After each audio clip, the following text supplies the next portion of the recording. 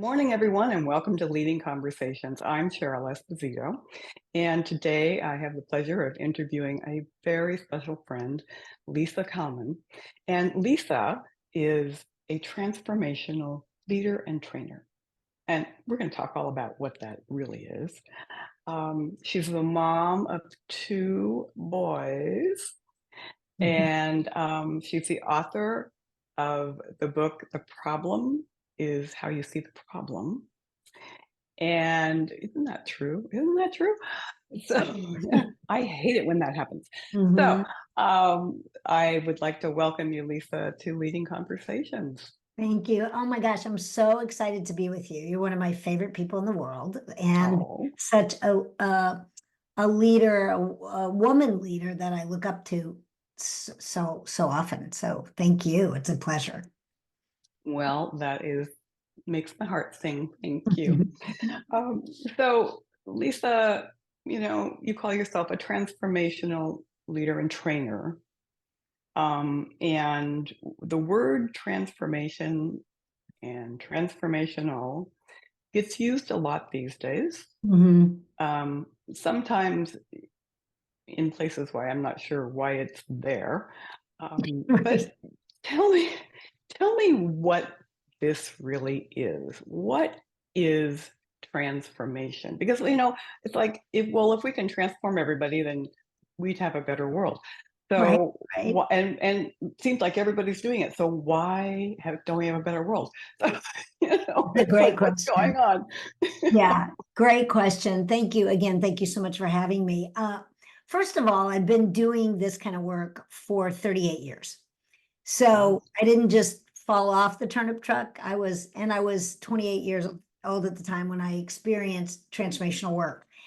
And the words, if you take the words and separate them in an etymological way, it's trans and formation. So going beyond the Mm, formation or going yeah. beyond the box Yeah. as we think about it. So my sort of key way of looking at transformation is shifting the way we see ourselves, the world, and our relationship to it all. So if Mhm. we think about, we've all heard the term get outside the box, you know, think outside the box. Well, what does Yeah. that really mean? Well, Yeah. here's how I relate to that. By the time we're very young, as you know, somewhere probably less than 5 years old, but certainly by 10 years old, we have a particular way we see the world. Mhm. Uh, and it's formed through our experiences and through our upbringing and through our cultural, kind of where we landed in the world and who we landed with. And so we begin to see the world a certain way. And so that influences our way of looking at life. So our filters, whatever way you want to call it, our belief system, not spiritual, but our belief system. So when people say get outside the box, they're talking about think from another paradigm, another place that's not your automatic way of seeing the world. Mhm. So Right. what transformational work does, I believe, and you do this all the time, is to give people this opportunity to see something outside of the way that they generally see it. Now, once we can see outside of the way we always see it, most human beings get very excited about it. It shows up Mhm. as a new possibility, as a new opportunity, Right. something that's exciting. Yeah. And so, last thing I want to say about this is, everything we've already manifested or accomplished in our lives has been generated by whatever view we have. Everything we're yet to accomplish or generate that's not kind of more the same or maybe a little bit better or different is outside of that. So then it Mhm. becomes to how do you get outside of that? And there's lots of different ways, but that's for me what transformation means. That makes sense. And so, you know, I know that there are a lot of um, online experiences, um, in-person experiences, where you go, you spend 2 or 3 days, you get all excited, and you go away, and it's like, well, nothing's changed in my life. Right. I mean, Right. I went there, I got excited, I got inspired, and I came back, I did a couple things, and everything's the same. So how do you make this work?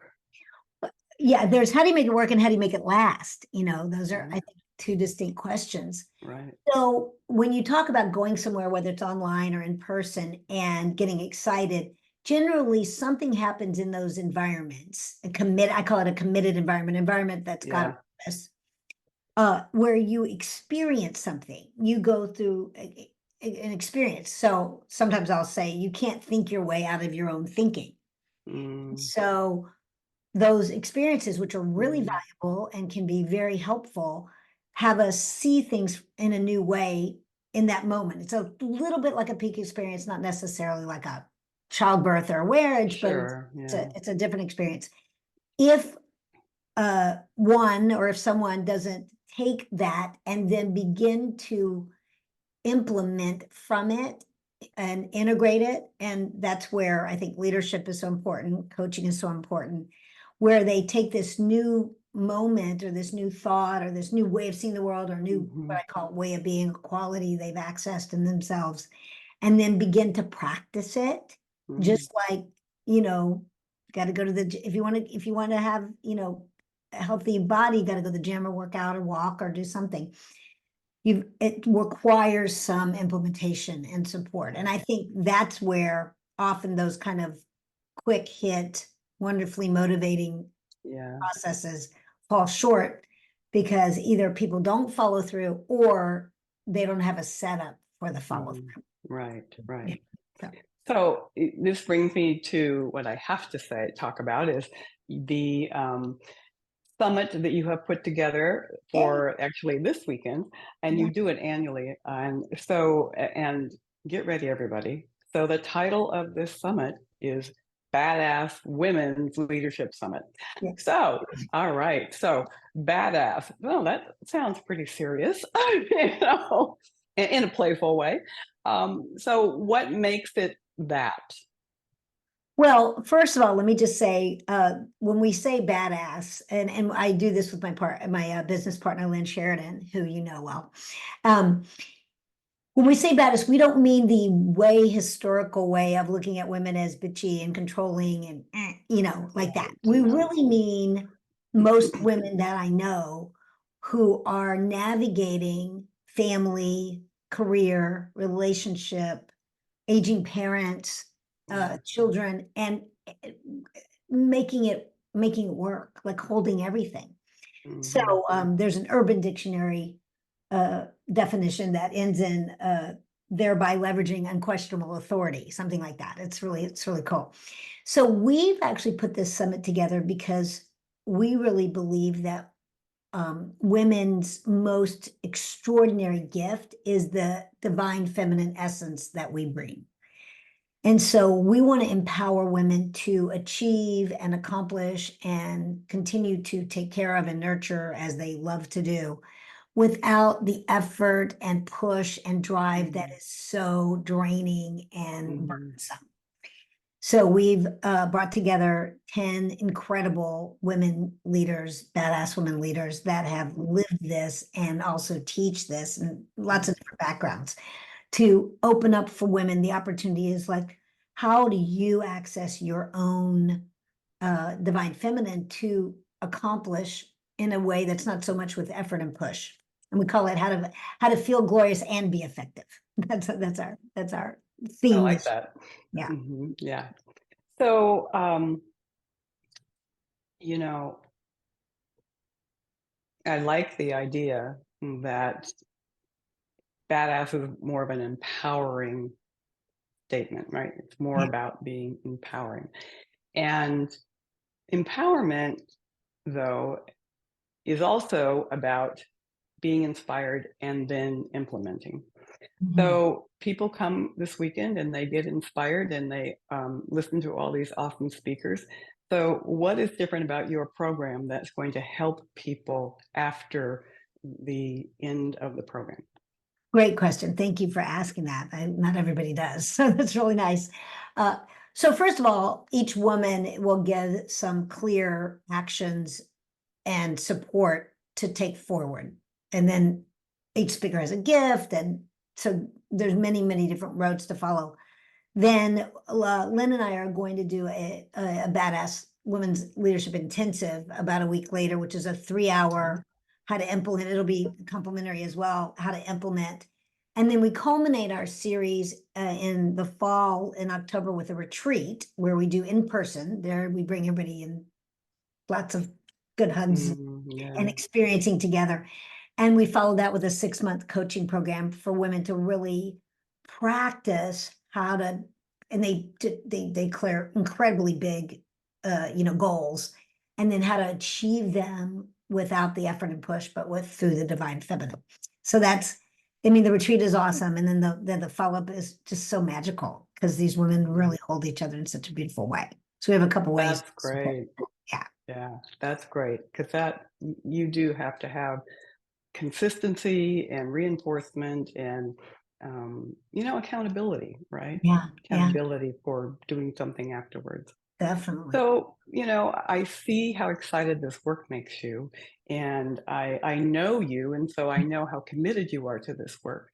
And, sometimes things that we do that are just seem very natural to us, other people look at us and think, well, they must have come out of the womb that way. And because, they're so good, it seems effortless. They just, yes, they work hard, but yeah, it's just they're so right in Right. it. And but I am guessing you didn't come out of the womb that way, and there was a path that brought you Yes. here. And so you grew up in Texas, Yeah, in correct? Houston. What I didn't Yeah. send you the bio that says Lisa grew up in the 1970s as a Jewish American princess. I didn't send you that. Ah, That's well, on one there's of my that. bios. Yeah, yeah. So Mhm. yeah. Okay. So you add that to the living in Texas culture, Mm-hmm. and and whatever that was. I mean, there's a lot of assumption about Texas Mm-hmm. culture these days, Sure. and but everybody has their own experience and their own family and their own Yeah. community. Yeah. Yeah. And so, and you went on to graduate college and get your advanced degree and Mm-hmm. into the finance world. Yes. Well, that's exciting. Well, it was the 80s, you know, it can be, I know. the 80s And a little bit different from the kind of work you're doing today. for sure. So, how did you get from being an investment manager Mm-hmm. to a transformational leader and trainer with your own company? Yeah, great question. So as I grew up, I think that I was very blessed. My parents loved me very much. They ended up getting divorced later, but I had a really good childhood and all that stuff. Mm, And I kind of followed the path that I thought I was supposed to. I went to high mm, school, I did well, I graduated college, then went on to get my MBA, then moved back to Houston to work for a large financial services company and kind of was just doing what most people in yeah, my life were doing. Now, a lot of my friends, not all of them, but a lot of my friends had gotten married right out of college, et cetera, and not everybody. So I was just kind of living the life, and as you say, right. and I came along through my career with some people who'd done transformational work, and they, for whatever reason, whatever they said to me resonated, or something hit that it was time for me to do Yeah. something. And I Uh-huh. really did think I was headed to like a sales seminar or a business seminar or something. Oh, yeah, yeah, yeah. And, I tell a little story that like it used to be a 5-day workshop. And the first night I sent my image and my image came home and my real self was like, how was it? And my image said, it was pretty good, interesting, but you better send me back. So my image goes back day 2 and comes back and I'm like, how was it? And my image says, really interesting, but you better send me one more time. And then in day 3, they have this really powerful experiential experience that woke me up. It woke me up out of Oh, my automatic thinking and automatic oh. behavior. And my image came back and said, you better go next time. You better go tomorrow. And so what got tapped in me was something I think ever since I was a teenager, I had wanted to make a difference. And I did Mm, youth groups and volunteered, but nothing, quote, yeah. Yeah. life defining. And so that got tapped in me in this process. And so I still worked for my financial services company for a while, and I just found myself gravitating to that. And finally, I kind of say it's like I didn't have a vision, my vision had me. Like I finally realized my vision had me. And so I just kind of took the leap and said, all right. And in my way, there wasn't any of that work in Houston where I live. So I just started one. I just did one. I was like, well, there isn't one here, and I'm just going to start one. So Hmm. yeah. Yeah, that's Lisa. She takes initiative. She just Mhm. looks around and says, "Where's the opportunity?" And I'm going to do it. Yeah. Right. And so you are a great role model. And you know, a lot of people are not that brave.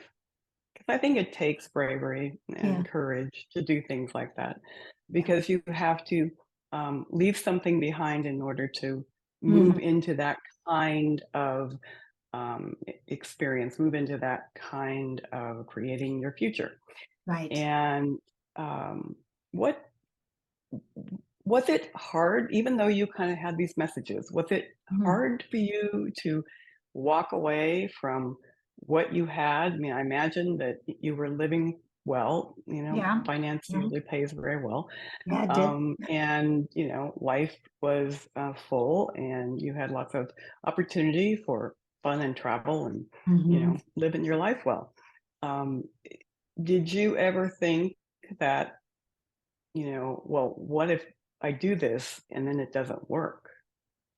Yeah, I don't know that I thought about that first time when I quit my job and went right into it because I think I was really motivated and it was what was hard was when I left my hometown because I left my mom was there. My parents had Mm, divorced by that time. yeah, My mom was there and I was kind of her person. I am her person. I was her person. She's passed away. yeah, yeah. So that part was hard.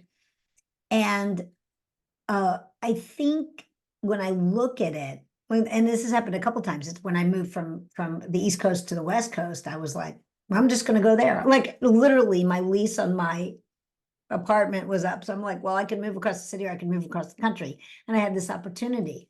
So I think there was a trusting of that bigger picture Mhm, that I didn't even know I was doing, but the yeah, some part of me knew that the cost of staying in the place I mhm, was and perhaps missing what my purpose was or my dharma as they would say yeah. was was too high. Was actually too high. Your level of self-awareness as a young adult is unusual. As I'm listening to the story, um, there are young adults these days who have self-awareness and um, they have grown up with a parent or an adult in their life who has helped them understand what that is and Mhm. helped them to integrate that into who they are. Yeah. Um, and it is fascinating to me that when we reside in that space of self awareness, how much more we see Yeah. on the outside as Yeah. available. Yeah. It's someone said to me once, yeah, all this self awareness stuff, that's just the ego. That's just, being selfish. And oh, that's interesting. It's like, no, that's not what it is. And Right. but I was fascinated to hear that assumption, Hmm. right? And so to flip that and to help people understand what deep self-awareness is and that it doesn't come from here, it doesn't come from your head. No. And No. that is also a challenge to get people to understand, Yeah. right? For sure. And the body is very important and intuition is very important. And, if you listen to those things, they have a lot of messages for us. Yeah. Um, yeah. So before you got into what you're doing now, you worked with an organization called WorldWorks. Yes. Yes. Yes. I founded it with What? actually our friend You, Gabrielle. you, Okay, all right. Oh, yeah. And so tell us about what that was and what inspired you to do that. Yeah, so this was again one of those moments I was just talking about. So I was living in Washington, D.C., and I had worked for another organization who kind of closed down uh where we were. They were like, we're just not doing this anymore. And the work had been very meaningful for me. And then I had people I had trained and coached who lived in Orange County. And they're like, well, why don't you come start one here? And I'm like, okay. Like again, like, oh, my lease Yeah. is, I'll just move there. And Gabrielle started with me, and then he went on to begin some work in both Argentina, Chile, and Mexico, really Latin America, Wow. kind of stayed in California.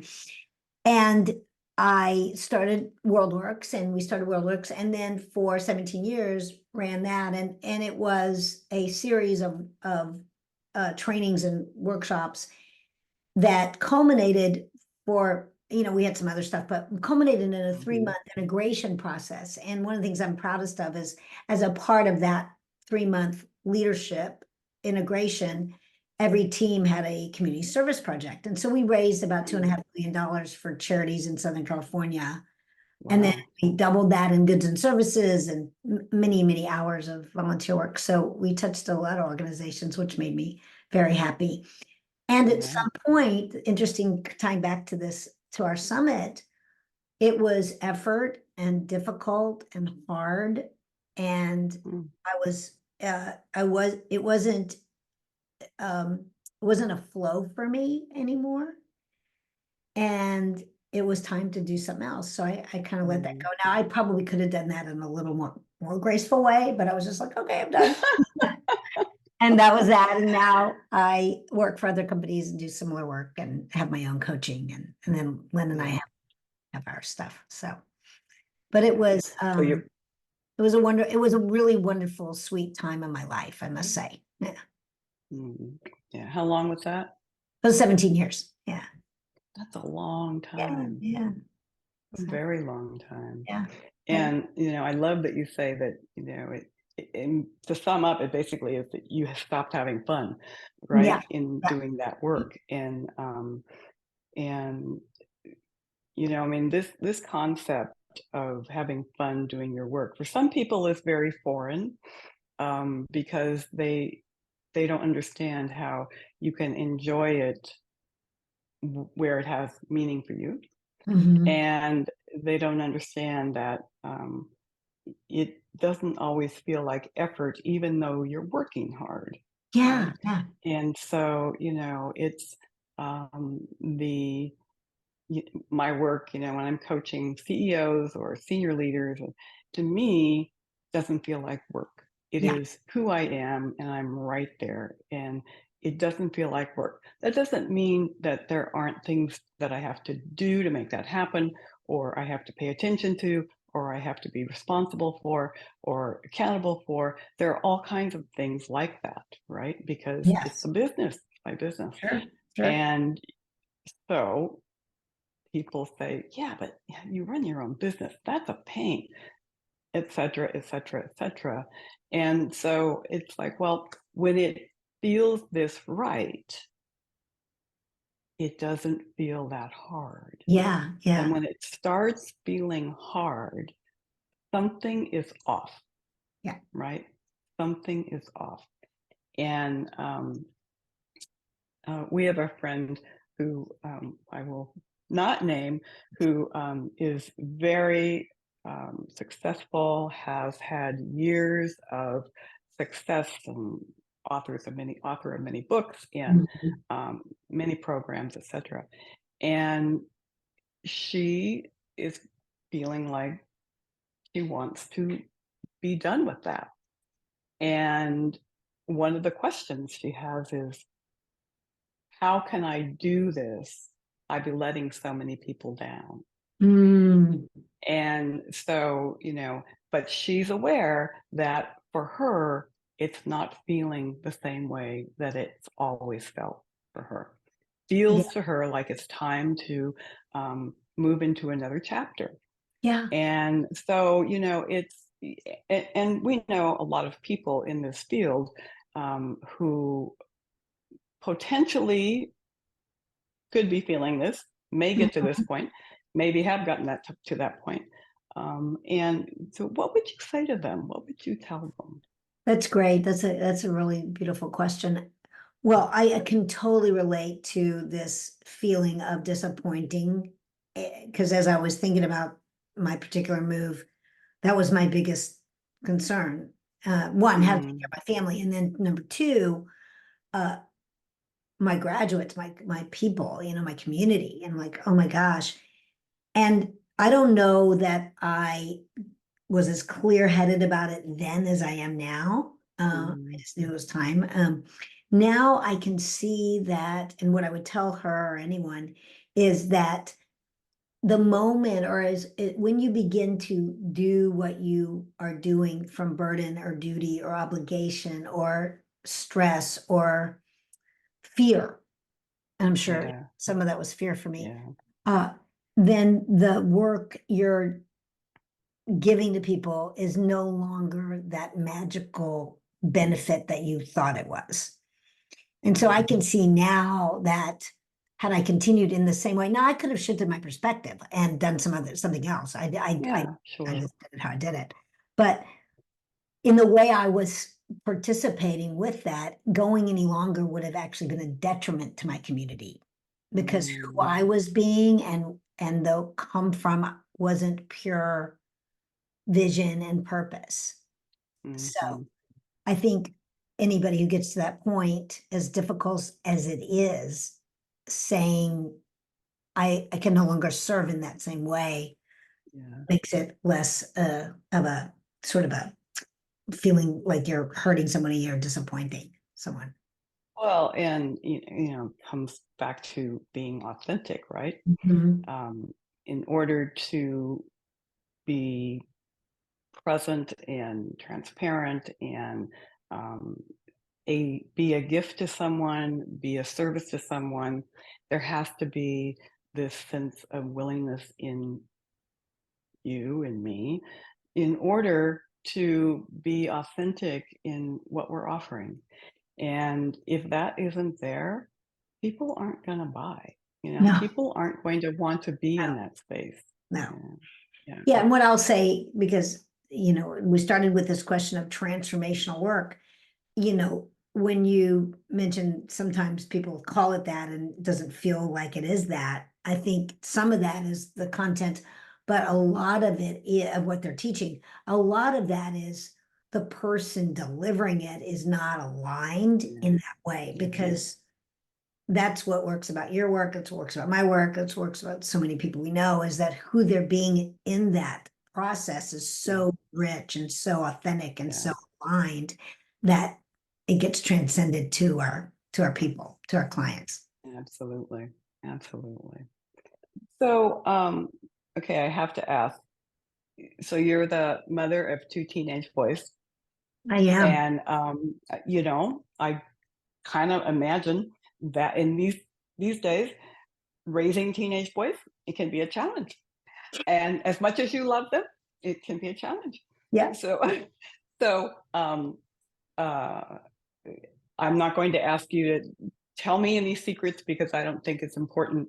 I think it's important not to tell their story, Right. No, right? no, of Just course. tell it from your perspective. Yeah. And so, being a mom, having your own business, being present and accountable to them and to clients, um, wanting to make a big difference in the world and wanting, I imagine, them to make a big difference in the world in their own ways. Um, where is the rub for you? Where is the biggest Yeah. challenge? Uh, everywhere all the time. So first of all, just so I didn't birth them, their other mom Mhm. birthed them. Um, and I was 51 when they were born, so they're 14 now. And I, the greatest gift that having my children are, and especially now that they're teenagers, is, now I get it, but previously I thought I got it. Like I thought, yeah, I'm a transformational, I can rock with this. And I have been confronted with my own stuff, you know, call it our dark side, call it our history, call Yeah. it reactive selves instead of response selves, so often. Like they have been such a gift to see, like what triggers me, what doesn't, etc. And I think I for sure need to be careful not to put my expectations on them about the kind of people they get to be in the world, because they're brilliant and they're wonderful. And I I really get to not have any expectations, especially about their behavior now as teenagers, hormonal and puberty and all the things. And they're Yeah. fine. They're great, you know, uh, because one of my favorite quotes, and I actually don't know who did this, and maybe you do, is expectation is premeditated resentment. It's one of my favorite. It's my absolute favorite quote. That's Expectation good. is premeditated resentment. Right. Because if I have any expectation that they should be a certain way or be grateful that, etc., then I just get resentful. And what has been beautiful for me is I think I spent the first few years of their life trying to fit them into my life.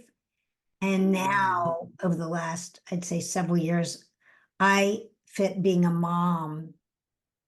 In other words, instead of fitting them into my life, I fit being a mom into my life. Like that's, or I fit my life, I fit my life into being a mom. That's what I want to say. Fit my life into being a mom. So I only have this one time to be in service to them. So I'm clear on that. But it's the greatest. Beautiful. It's not easy, and it's the greatest thing ever. It's the greatest thing ever. That's great. Well, and that's beautifully said, you know. You hear, and we've heard for years, women who have careers have the biggest challenge in organizations. They're expected to, you know, show up, do all the work they're supposed to do, be present all the time, and take the business trips and, you know, work those long hours. And oh, by the way, they have a family, you know, a family unit of some sort. It may not be little kids, you know, it may, but people that you're connected with, that you are accountable to, responsible for, you know, and sometimes it's aging parents. Yes. And, you know, there's always been this concept of, well, work-life balance. And, you know, frankly, I have always thought that was a bunch of BS. There is no such thing as work and life. You have life, and there's a lot of things you do in life, and work is one of them. And so, you know, you lay out the circle, and let's look at, you know, what is taking up your time and where you want to be spending your time, and does that align? And if it doesn't align, then, you know, then you make a change. Somehow you make choices, right? And, you know, someone said to me that another person was just working her life away. She was just working all the time. She was trying to climb the ladder, etc. Had no kids. And they said to me, she needs to have work-life balance. And I said, well, she does have work-life balance, because for her, the work in her life is what inspires and motivates her right now. Right. And that's where she wants to put her time. For her, you know, carving out, you know, these unique areas of time to do things that don't matter to her, that would not help her. Right. And so that's why this generic concept of work-life balance just seems crazy to me. I agree with that, actually. Yeah. So, you know, we talk sometimes about the essence of how someone shows up, the essence of leadership, for instance. And we talk about the feminine and the masculine, which is not gender. It's not gender based. No, not at all. It's an energy space, right? Correct. And so how would you define those two things? Yeah, this is so great because it fits right into why Lynn and I got so excited about this work with the Badass Women's series. Uh, if we go back just really briefly to like caveman, like anthropologically, they Hmm. went out to hunt. The men, generally men, the male essence went out to hunt, and it was a singular focus, quiet, clear, boom. And they had really, the mission to protect, provide, and procreate. Women stayed, mostly women, feminine, gathered nuts and talked and took care of the kids, and it was a communal community thing. Well, take hundreds and thousands of years, and we come into like the 60s and the 70s as what we call the woman revolution. It may have happened before, but I'm not as aware of it as powerfully. And women are like, wait a minute, we're getting paid less. We can't have a credit card. I mean, all that stuff.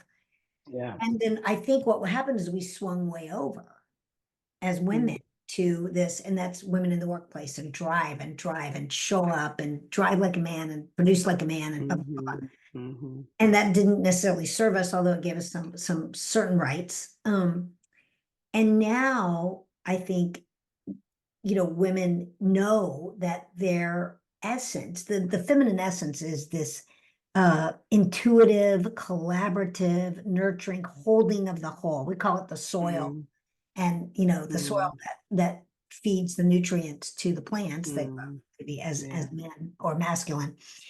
And so, in order to uh, have our world work in a more functional, transformational, harmonious way, the male essence is super important. It's directed, it's focused, but we've been so patriarchal in the last, hundreds of years, Hmm. that we have to bring that, empower that feminine essence, which is collaborative and harmonious and sees the whole. So there's a statistic, and you may know the statistic, that if more than one woman is on a board of directors, the company succeeds much, much better, or on a team. Yeah. And there's actually a collaborative game that we play in the workshops that we do. And when it's men and women, they never quite get the win-win of it. But when it's women only, they always get the win-win. They've always seen the win-win solution. So my commitment, and I think, Lynn, as we bring this, is to empower women to utilize that divine feminine to hold space without having to push and drive. So there may be a time, for example, you were talking about that younger woman, where the masculine essence is really strong, but there may be a time 20, 10, 15, 20 years from now, she chooses a family, and her divine feminine sort of wakes up. And can she access both to hold space and deliver?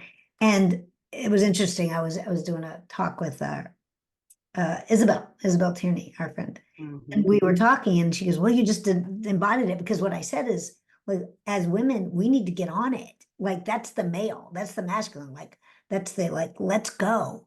Our world needs us. And what it needs from us is allowing what is very natural to emerge from us as women. So we kind of want to give women permission for that. And it's interesting because, interestingly enough, the pandemic, where people were forced out of the office and forced to work from home, it started to reshape the perspective of just how do we get work done. And people were liking, that, well, there was a bit more flexibility and I didn't have to make a big deal out of, Mhm. going to the dentist. And, there was creating your own time, even though organizations still were expecting you to show up you know, on the screen meetings, on video meetings. um, you know, it was different, and Yeah. so now there's no going back. Organizations are trying to enforce this. We want people in the office, and the ones that have said we want people 5 days a week in the office have now said, well, okay, if you want to come 3 days a week, please. And because they're getting so much pushback, and people are literally resigning from their jobs if they can't have the flexibility. Mm. Whereas prior to the pandemic, asking for a flex job or asking to work part-time or to only come in the office for a couple of days was unheard. I mean, they just got so much Yeah. pushback there. They were Yeah. told no. So interesting how that has been one of the side Mhm. effects of horrible situation. But the world now sees things through different lens, right? Yes. I Especially think around the that's world so of great. work. Yeah. Yeah, I yeah, think that's great. Great. Yeah, yeah, yes. Great yeah. analogy. Yeah. So, Lisa, we're coming to the end of the show. And I want to give people an opportunity to learn how to get connected to your Badass Women's Leadership Summit. So Okay. how do they know about that? How do they Um, know? How can there's a they? What? link. How can they find it? There's a link. And I'm like, whoops, I don't have it right here. I can get it really fast. Or I can send it to you and you can put it in the notes. So it's a link, and what you'll do is just sign up, and you'll be given the Zoom access for the summit. It's Friday, May 31st, starts at 9 a.m. Pacific time, goes till about 4. And there's 3 speakers in the morning, 3 in the afternoon, and then we have 4 speakers on Saturday. So it doesn't go quite as late on Saturday. For people who want extra support, we have a VIP option, which isn't very expensive, like $47.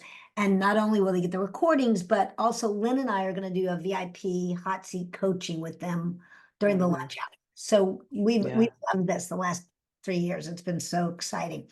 So we're going to do that as well. So I'll make sure. And these are, let me just say, these are women that I look up to and are extraordinary. Cheryl knows many of them. They are really quite Yes, something. So yes, I feel really honored to be in that yes, company.